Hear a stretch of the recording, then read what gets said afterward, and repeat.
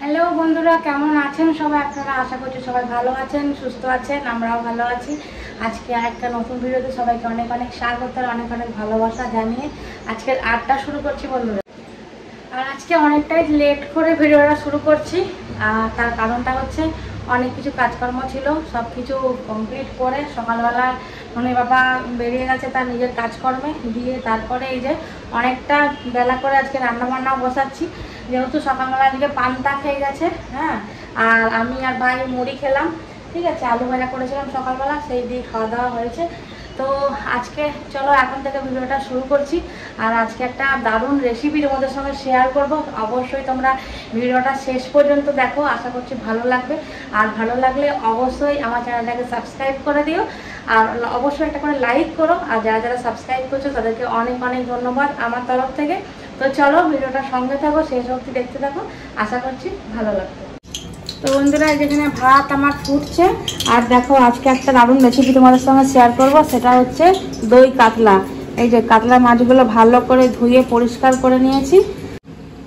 এবারে সুন্দর করে মাছটাতে নুন আর হলুদ মাখিয়ে নিতে হবে, লবণ, হলুদ গুঁড়ো।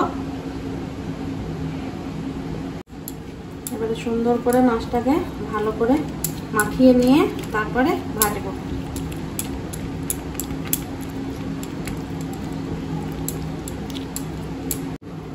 সুন্দর করে মাছগুলো নুন হলুদ মাখিয়ে নিয়েছি, এবারে এক এক করে সব মাছগুলো ভেজে নেব।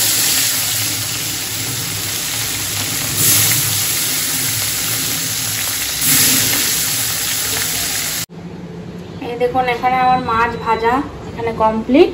এবারে মশলাগুলো আমি কি কি ইউজ করব এক এক করে আপনাদের বলে দেবো। এখানে আমি কাজু বাদাম আর চার মগজ ভিজিয়ে রেখেছি, আপনারা চাইলে অল্প একটু পোস্ত দিতে পারেন। পোস্ত আমার কাছে ছিল না, তার জন্য আমি দিইনি। আমি চার মগজ আর এখানে কাজু বাদাম কিছুটা ভিজিয়ে রেখে দিয়েছি। আর এখানে আমি ফোড়নের জন্য ইউজ করব হচ্ছে শুকনো লঙ্কা, গোটা গরম মশলা আর হচ্ছে তেজপাতা। আর আমি এখানে পেঁয়াজটা বেটে ইউজ করছি, ঠিক আছে।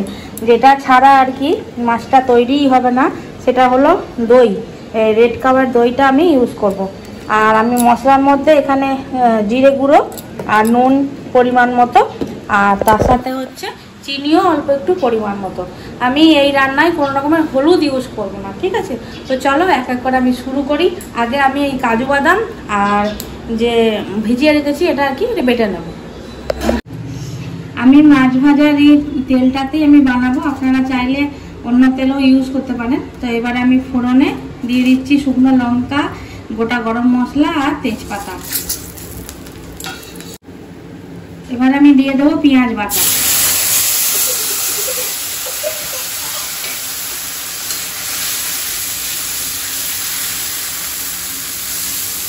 উঠে যে দেখো দেখো রান্নার কাছে কি করছে দেখো। হ্যাঁ, ওই যে ওই যে ওই যে কোথায় উঠেছে দেখো, দেখো একবার বদমাসটাকে কোথায় উঠেছে, চিনি খাবে বলে। খুলতেই পারবি না তুই, আমি না খুলে দিলে।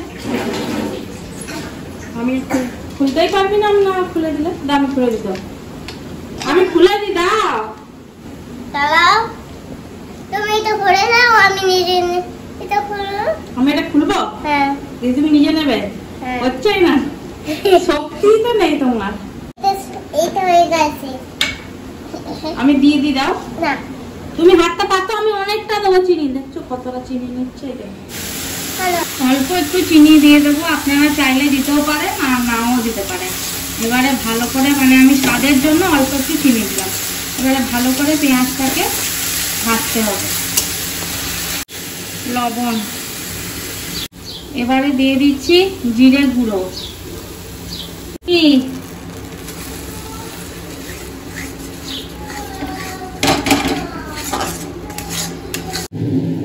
এবারে ফেটিয়ে রাখা টক দই দিয়ে দেবো, নুন দিয়ে ফেটিয়ে রেখেছি, টক দইটা দিয়ে দিলাম। দিয়ে এবারে আস্তে আস্তে করে মিক্সড করতে থাকতে হবে। আর সুন্দর করে রান্নাটা যতক্ষণ না হয় ততক্ষণ অপেক্ষা করতে হবে। জল ছাড়াই কিন্তু এই রান্নাটা আমি করব, কারণ দই যেহেতু দিয়েছি, দইয়ের থেকে তেল আর জল দুটোই মানে বেরোবে, ওতেই আর কি রান্নাটা পুরো কমপ্লিট হবে। চলো এবারে ঢাকা দিয়ে দিই, ঢাকা দিয়ে এটা হালকা হালকা করে হতে থাক, তারপরে মাছটাকে ছাড়বো। টকবক করে দেখুন মশলাটা ফুটছে। এবারে ঝাল আর কালারের জন্য আমি দিয়ে দেবো হচ্ছে লঙ্কা গুঁড়ো। এবারে এক এক করে ভেজে রাখা মাছগুলো আমি দিয়ে দিচ্ছি।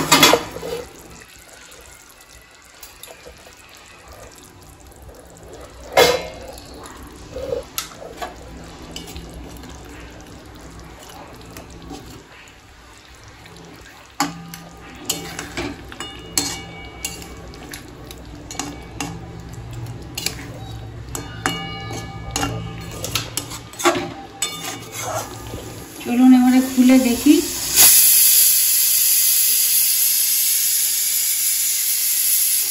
মাছটার থেকে দেখুন দারুণ সুন্দর একদম তেল বেরিয়ে গেছে। আরও খানিকক্ষণ চাপা দিয়ে মাছটাকে রান্না করব।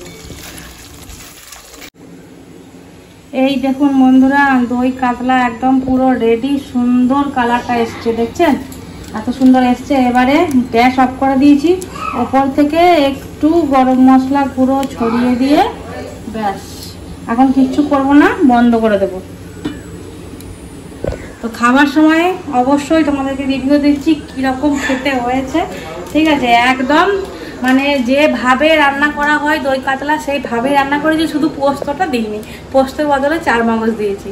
তো চলো আপাতত ওদিকে আলু সেদ্ধ হচ্ছে, আর একটু করবো হচ্ছে আম ডাল। আলু সেদ্ধ মাখাবো কাঁচা পেঁয়াজ কাঁচা লঙ্কা দিয়ে, কোনো রকমের ভাজা, আজকে ভাজা পেঁয়াজ ভাজা লঙ্কা দিয়ে মাখাবো না।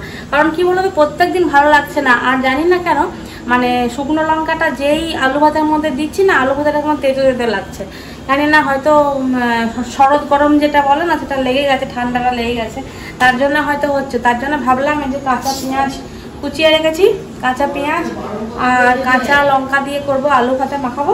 আর এই যে আমটা কেটে রেখেছি, আম দিয়ে করব মসুর ডাল, আর তার সঙ্গে হচ্ছে দই কাতলা। তো আজকে ফাটাফাটি একদম, তোমরা অবশ্যই একবার রান্না করে দেখো, দারুণ খেতে হবে। এই যে নয় বাবা আসলো, দিয়ে এখন খেতে বসেছে। এই যে আমিও বসে গেছি খেতে। দই কাতলাটা খেয়ে বলবে কেমন হয়েছে, ঠিক আছে? এই যে আমিও নিয়ে নিয়েছি দই কাতলা, ডাল আলু ভাতে শাক ভাজা দিয়ে খাওয়া হয়ে গেছে। এই যে এখন দই কাতলা খাওয়া হচ্ছে। দেখি হ্যাঁ বন্ধুরা কেমন হয়েছে। মাছটা দেখি, মাছটা দারুণ দেখছো, এখন মাছটা দেখো খালি।